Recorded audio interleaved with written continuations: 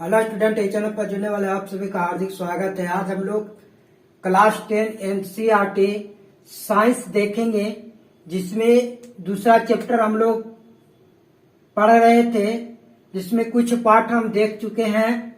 अब हम चलेंगे दूसरे पॉइंट पर आगे, जिसका अगला पॉइंट होगा धातु कार्बोनेट के अम्ल के साथ अभिक्रिया। जब धातु कार्बोनेट के साथ और अम्ल के साथ अभिक्रिया करेगा तो क्या प्राप्त करेगा। तो सभी धातु कार्बोनेट अम्ल के साथ अभिक्रिया करके लवण और जल का निर्माण करते हैं। जितने भी धातु है वो कार्बोनेट के साथ अभिक्रिया करेगा तो क्या बनाएगा, लवण और जल का निर्माण करेगा। जैसे हमने यहाँ पे उदाहरण दिए हैं कि धातु कार्बोनेट प्लस अम्ल तो क्या बनेगा, लवण, कार्बन डाइऑक्साइड और जल का निर्माण करेगा। यहाँ पे उदाहरण हमने दिया है कैल्शियम कार्बोनेट और हाइड्रोक्लोरिक अम्ल। कैल्शियम कार्बोनेट और हाइड्रोक्लोरिक अम्ल के साथ अभिक्रिया करेगा तो क्या बनाएगा, लवण बनाएगा, CaCl2 calcium chloride plus carbon dioxide और जल का निर्माण करेगा। अगला पॉइंट देखिएगा कि धातु हाइड्रोजन कार्बोनेट की अम्ल के साथ अभिक्रिया। अब इसके बाद हम धातु हाइड्रोजन का कार्बोनेट के साथ अम्ल के साथ अभिक्रिया कराएंगे, यानी रिएक्शन कराएंगे तो क्या बनेगा। तो सभी धातु कार्बोनेट एवं हाइड्रोजन का कार्बोनेट अम्ल के साथ अभिक्रिया करके लवण, कार्बन डाइऑक्साइड गैस एवं जल का निर्माण करता है। तो जितने भी धातु है वो हाइड्रोजन कार्बोनेट के साथ अम्ल के साथ धातु हाइड्रोजन कार्बोनेट और अम्ल के साथ अभिक्रिया करके क्या निर्माण करता है, लवण, कार्बन डाइऑक्साइड और जल का निर्माण करता है। ध्यान दीजिएगा कि धातु हाइड्रोजन कार्बोनेट अम्ल जब अभिक्रिया करता है तो लवण, कार्बन डाइऑक्साइड और जल का निर्माण करता है। यहाँ हमने उदाहरण दिए हैं कि NaHCO3 2NaHCO3 है ना प्लस H2SO4 क्या बना दिया, लवण बना दिया Na2SO4, यानी कि SO4 जो है HCO3 के जगह पर आ गया और यहाँ बना दिया CO2 गैस और जल का निर्माण कर दिया। फिर दूसरा देखेंगे उदाहरण, NaHCO3 प्लस HCl के साथ अभिक्रिया किया तो क्या बनाया, NaCl प्लस CO2 और प्लस H2O, यानी कि लवण, कार्बन डाइऑक्साइड गैस और जल का निर्माण करेगा। कब, जब हाइड्रोजन कार्बोनेट के साथ अम्ल के साथ हाइड्रोजन कार्बोनेट अम्ल के साथ अभिक्रिया करेगा तब। अगला पॉइंट देखिएगा उदासीनीकरण अभिक्रिया। उदासीनीकरण अभिक्रिया किसे कहते हैं, तो अम्ल एवं क्षारक परस्पर अभिक्रिया करके, अम्ल और क्षारक परस्पर अभिक्रिया करके लवण तथा जल बनाते हैं। अम्ल और क्षारक पर आपस में अभिक्रिया करके, रिएक्शन करके लवण और जल का निर्माण करते हैं। इस अभिक्रिया को उदासीनीकरण अभिक्रिया कहते हैं। जैसे यहाँ पे हमने दिए हैं उदाहरण कि अम्ल प्लस क्षार, यानी क्षार प्लस अम्ल, तो अगर रिएक्शन करेगा तो क्या बनेगा, लवण प्लस जल का निर्माण करेगा। इसका हमने उदाहरण दिया NaOH प्लस HCl, यानी कि क्षारक के रूप में सोडियम हाइड्रोक्साइड और अम्ल के रूप में HCl है तो क्या बनाएगा, NaCl प्लस H2O, यानी कि लवण का निर्माण करेगा और जल का निर्माण करेगा। क्षारक और अम्ल के साथ अभिक्रिया करा। फिर दूसरा उदाहरण 2NaOH प्लस H2SO4 तो क्या बना, Na2SO4 प्लस 2H2O का निर्माण कर दिया। तो अगला पॉइंट देखिएगा अम्लों के साथ आधात्मिक ऑक्साइड की अभिक्रिया। अगर अम्ल के साथ आधात्मिक ऑक्साइड का रिएक्शन कराते हैं तो क्या प्राप्त होगा, तो क्षारक एवं अम्ल की अभिक्रिया करके लवण एवं जल का निर्माण करते हैं। इसमें क्षारक या अम्ल के साथ अभिक्रिया करके लवण और जल का निर्माण होता है। धातु ऑक्साइड प्लस अम्ल दोनों अगर रिएक्शन करेगा तो क्या प्राप्त होगा, लवण प्लस जल मिलेगा। जैसे यहाँ पर हमने उदाहरण दिया Na2O प्लस 2HCl, क्या बन गया 2NaCl प्लस H2O। अगला पॉइंट देखिएगा, क्षारक के साथ अधात्विक ऑक्साइड की अभिक्रिया। क्षारक के साथ हम अधात्विक ऑक्साइड की रिएक्शन जब कराएंगे तो क्या प्राप्त होगा, क्षारक अधात्विक ऑक्साइड के साथ अभिक्रिया करके लवण एवं जल का निर्माण करते हैं। क्या प्राप्त करते हैं, लवण और जल का निर्माण करते हैं। जैसे यहाँ पर उदाहरण हमने दिया है कि क्षारक प्लस अधात्विक ऑक्साइड तो क्या प्राप्त होगा, लवण और जल बनेगा। देखिए उदाहरण 2NaOH प्लस CO2। यहाँ पे क्या कर रहा है कि सोडियम हाइड्रोक्साइड और कार्बन डाइऑक्साइड के साथ अभिक्रिया कर रहा है, तो Na2CO3 प्लस जल का निर्माण कर रहा है। 2KOH प्लस SO3 अभिक्रिया करके रिएक्शन करके K2SO4 प्लस H2O का निर्माण कर रहा है। अगला देखिएगा, अगला पॉइंट तनुकरण। तनुकरण क्या है, तो जल में अम्ल या क्षारक मिलाने पर आयन की सांद्रता में प्रति इकाई आयतन में कमी हो जाती है। जब जल में हम अम्ल या क्षारक मिलाते हैं तो मिलाने पर अम्ल की सांद्रता की प्रति इकाई आयतन में कमी हो जाती है, घटित हो जाता है, कम हो जाता है। तो इस अभिक्रिया कम होने की प्रक्रिया को क्या कहते हैं, तनुकरण कहते हैं। तनुकरण के बाद हम देखेंगे पीएच स्केल के बारे में, जो कि पीएच स्केल हर बार परीक्षा में पूछता रहता है कि पीएच का पूरा नाम क्या है। तो पेटेंज हाइड्रोजन इसका पूरा नाम होता है। इसमें पीएच में पी सूचक है, पीएच मान में पी क्या है, पी एक सूचक है, जो कि पेटेंज जिसका अर्थ क्या होता है, शक्ति होता है। इसका अर्थ पेटेंज का अर्थ क्या होता है, शक्ति होता है। पीएच स्केल का डिफिनीशन देखिएगा ध्यान से, हाइड्रोजन आयन की सांद्रता के ऋणात्मक लघु गणक को पीएच स्केल कहते हैं। पीएच स्केल किसे कहते हैं, तो हाइड्रोजन आयन की सांद्रता के ऋणात्मक लघु गणक को पीएच स्केल कहते हैं। हाइड्रोजन आयन की सांद्रता हाइड्रोजन आयन की सांद्रता जितना अधिक होगा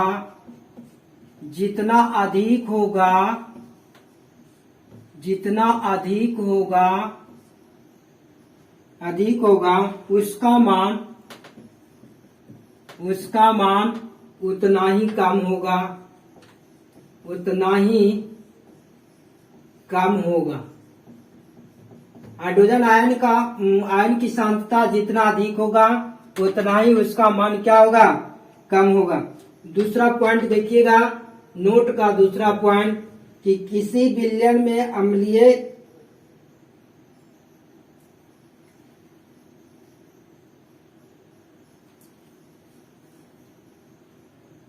फिर से देखिएगा, नोट का पहला पॉइंट हमने क्या लिखा, हाइड्रोजन आयन की सांद्रता जितना अधिक होगा उतना ही मान उसका कम होगा। दूसरा पॉइंट देखिएगा, नोट का दूसरा पॉइंट, किसी भी उदासीन विलयन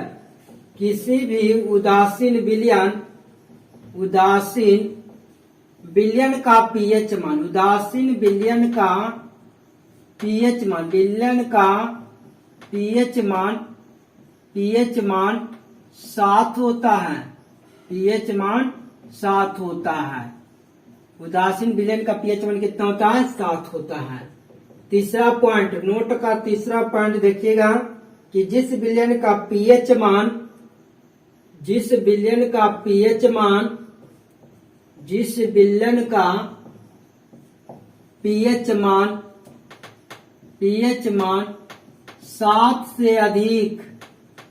7 से अधिक हो, क्षार कहलाता, क्षार कहलाता, क्षार। और अधिक हो क्षार, और 7 से कम, 7 से कम, 7 से कम जिसका पीएच मान हो, जिसका पीएच मान हो, जिसका पीएच मान हो,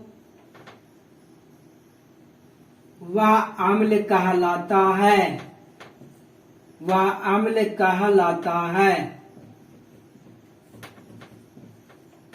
पीएच मान का खोज,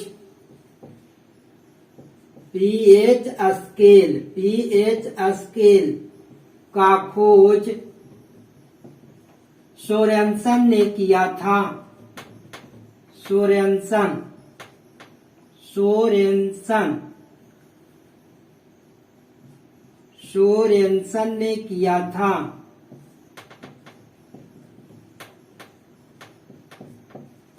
पीएच स्केल का खोज सोरेनसन ने किया था। कुछ महत्वपूर्ण पदार्थों में उपस्थित पीएच मान, जो बार बार परीक्षा एग्जाम में पूछता रहता है, उसी को सिर्फ देखेंगे। सबसे पहला आपके एनसीईआरटी बुक में दिया गया जठर रस, जठर रस का पीएच मान कितना होता है? 1.2।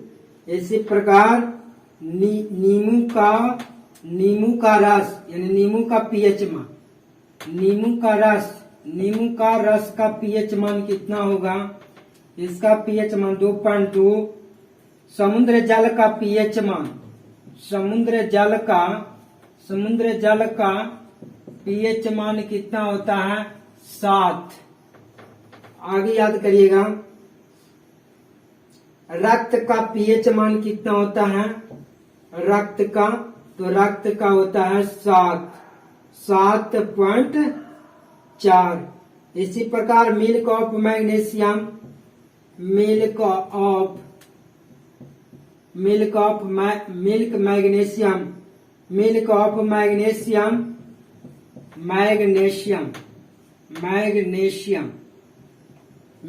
मैग्नीशियम का पीएच मान कितना होता है? 0। सोडियम हाइड्रोक्साइड का पीएच मान, सोडियम हाइड्रोक्साइड का पीएच मान कितना होता है? सोडियम हाइड्रोक्साइड का पीएच मान 1.4 होता है। इसी प्रकार हाइड्रोक्लोरिक अम्ल का पीएच मान कितना होता है? हाइड्रोक्लोरिक अम्ल का पीएच मान कितना होता है? 0 माना जाता है, इसका 0 होता है। अब हम देखेंगे अगला पॉइंट, परवल अम्ल और दुर्बल अम्ल। तो परवल अम्ल किसको बोलेंगे?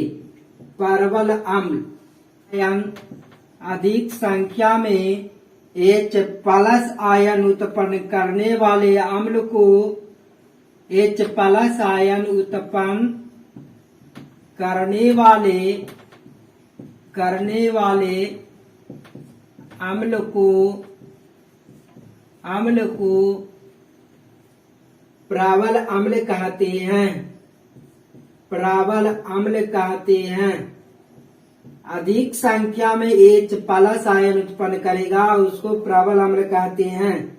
जैसे उदाहरण, अधिक संख्या में कौन कौन उत्पन्न करता है? HCl और H2SO4 अधिक संख्या में उत्पन्न करता है।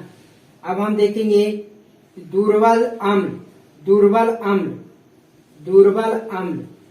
अम्ल इसी का सिर्फ उल्टा कर दीजिएगा कि यहाँ अधिक मात्रा में तो कम संख्या H+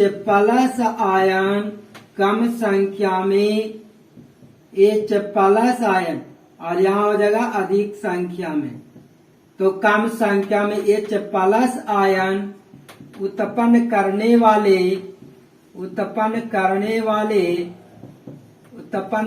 वाले अम्ल को क्या बोलते हैं? दुर्बल अम्ल कहते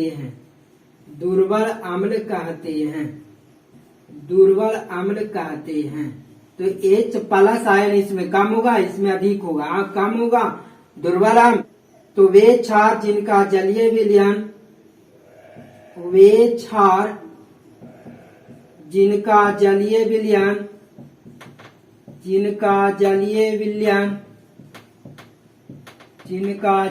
विलयन में पूर्णतः आयनन हो जाता है।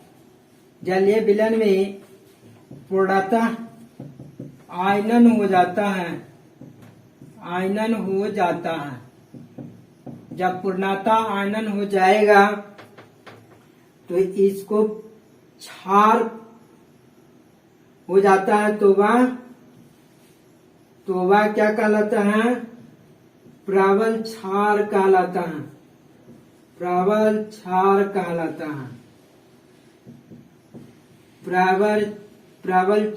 कहलाता है। तो प्रबल क्षार का उदाहरण होगा,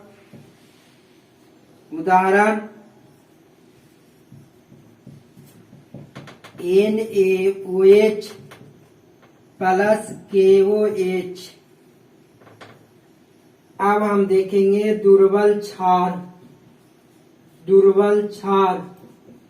इसी का जस्ट उल्टा करेंगे। वे क्षार जो जलीय विलयन में, जिनका जलीय विलयन में, वे क्षार जो जलीय विलयन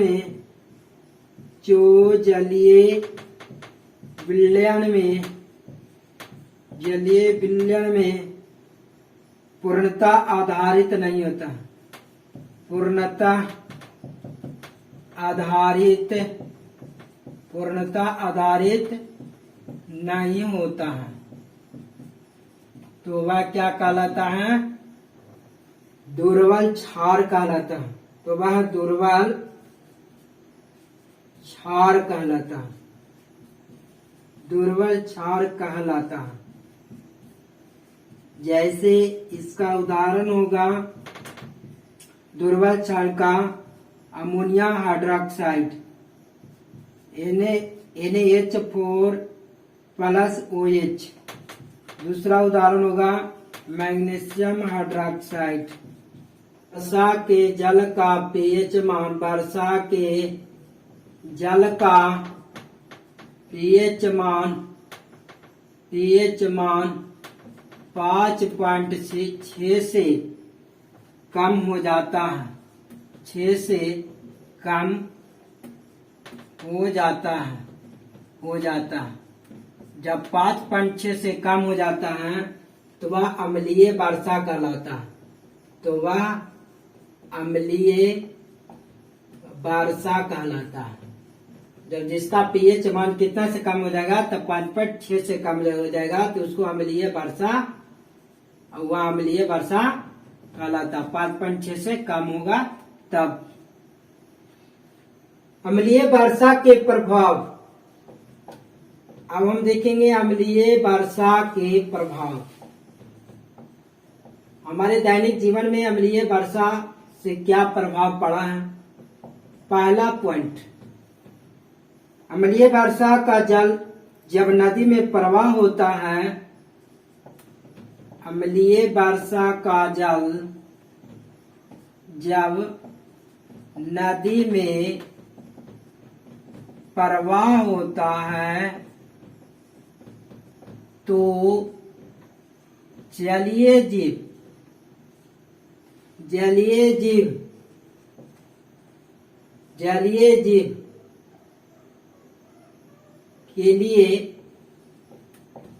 के लिए वह घातक हो जाता है, वह घातक बन जाता है।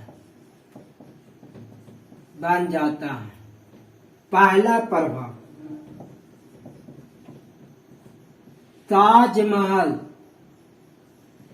ताजमहल का, ताजमहल के कारण संगमरमर का, ताजमहल संगमरमर से बना, संगमरमर, संगमरमर से बना ताजमहल का रंग, का रंग काला पड़ना, काला हो जाना, हो जाना, ये भी अम्लीय वर्षा के प्रभाव है। चमान का महत्व, पहला, हमारे शरीर का पीएच परास, हमारे शरीर का पीएच परास 7.0 से 7.8 के बीच कार्यशील रहता है, के बीच कार्यशील रहता, कार्यशील रहता। वर्षा के जल का पीएच मान,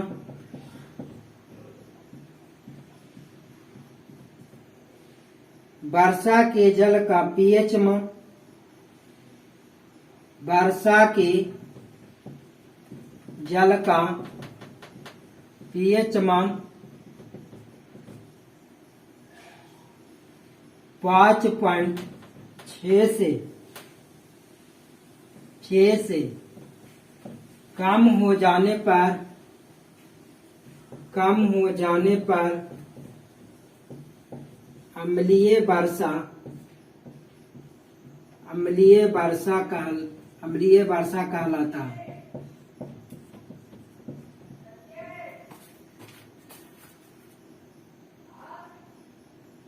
अगला पॉइंट होगा कि पौधों को एक विशिष्ट पीएच मान की आवश्यकता होती है। पौधों को एक विशिष्ट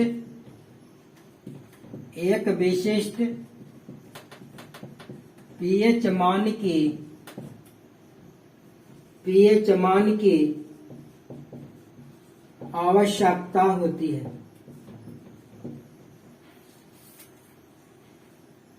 अगला पॉइंट देखेंगे,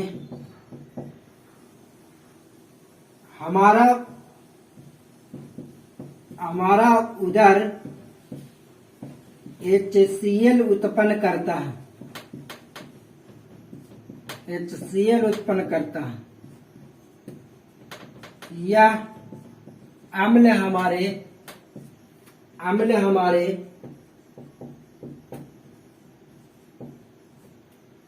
उदर को हानि पहुंचाए बिना, उदर को हानि पहुंचाए बिना भोजन के पाचन में सहायक होता, भोजन के पाचन में सहायक होता।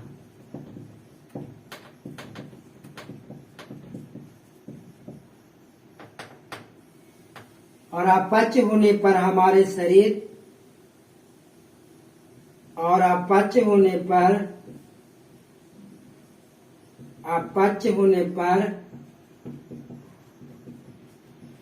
हमारे शरीर में HCl अम्ल उत्पन्न होता।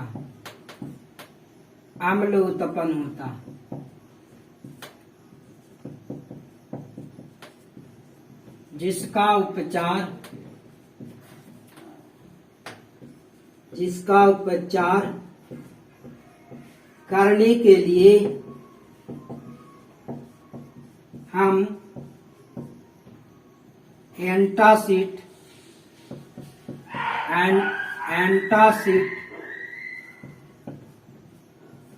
का उपयोग करते हैं, उपयोग करते हैं।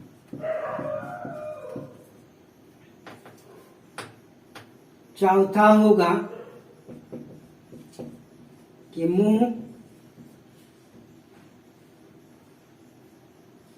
मुंह में पीएच का मान, मुंह में पीएच का मान 5.5 से कम होने पर दांत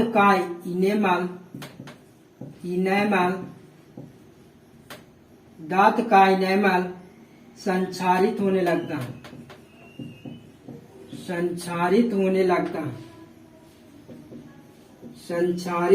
लगता है। पांचवा,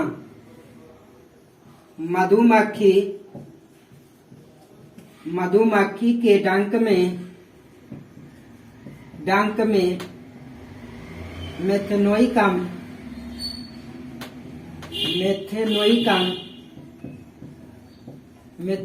अम्ल उपस्थित होते हैं, जिस जगह पर यह काटे वहां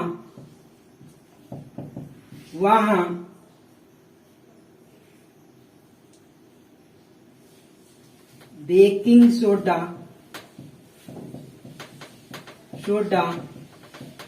का उपयोग कर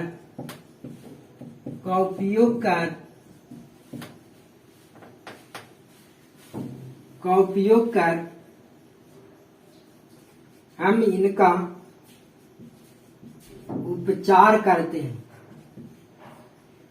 उपचार करते हैं,